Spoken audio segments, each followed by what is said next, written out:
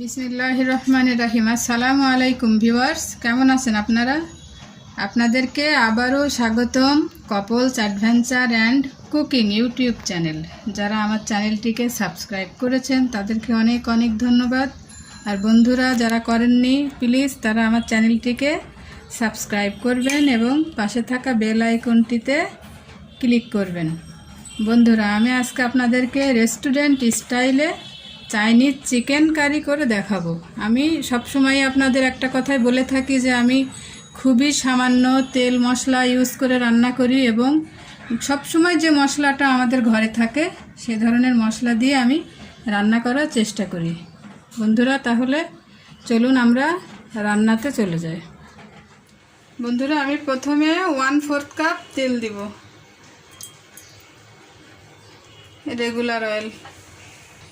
1/2 cup পেঁয়াজ দিব। এখন এটাকে একটু নেড়ে চেড়ে লাল করে নিব।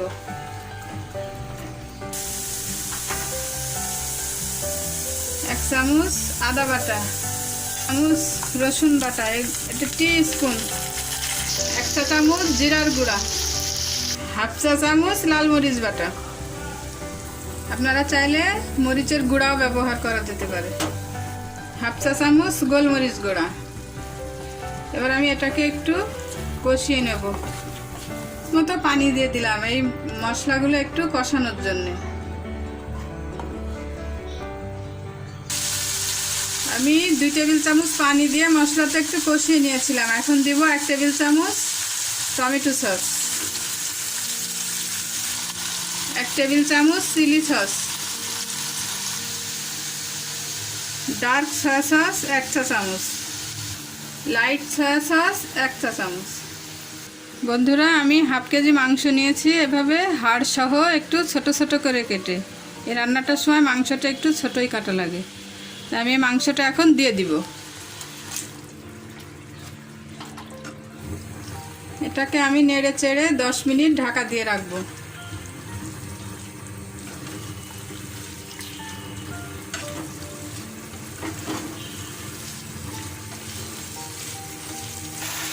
বন্ধুরা, দেখেন একটা সুন্দর কালার এসেছে। আমি এখন 10 মিনিটের জন্য এটাকে ঢাকা দিয়ে রাখবো।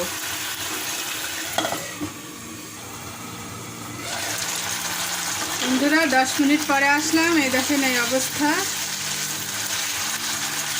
এখন আমি এর মধ্যে দিয়ে দেব 1/2 টিস্পুন লবণ।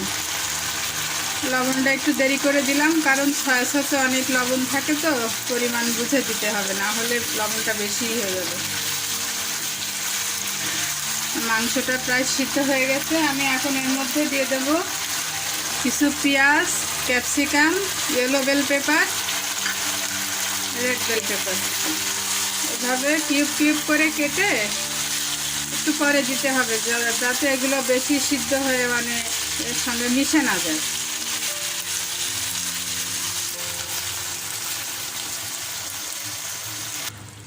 বন্ধুরা, আমি অল্প একটু পানি দিয়ে নেড়ে চেড়ে আর 5 মিনিটের জন্য ঢাকা দিব।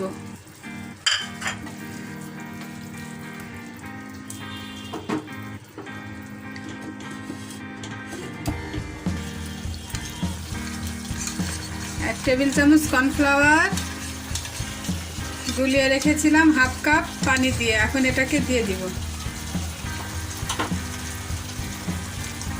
আপনারা চাইলে অ্যারারুটও ব্যবহার করতে পারেন, কর্নফ্লাওয়ার দেওয়াটাই ভালো।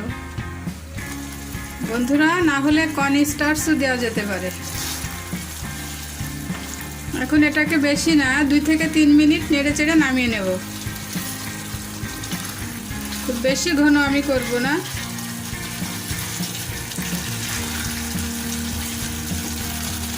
আমার রান্নাটা হয়ে গেছে বন্ধুরা, আমি এখন নামাই নিয়ে সার্ভ করব।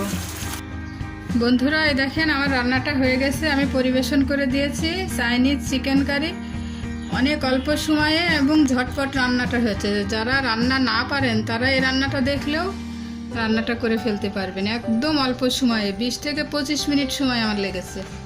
বন্ধুরা, আমার রান্নাটা যদি আপনাদের ভালো লেগে থাকে কমেন্টস করবেন, একটি লাইক দিবেন আর আমার চ্যানেলটিকে সাবস্ক্রাইব করবেন। আর পাশে থাকা বেল আইকনটি চাপতে ভুলবেন না।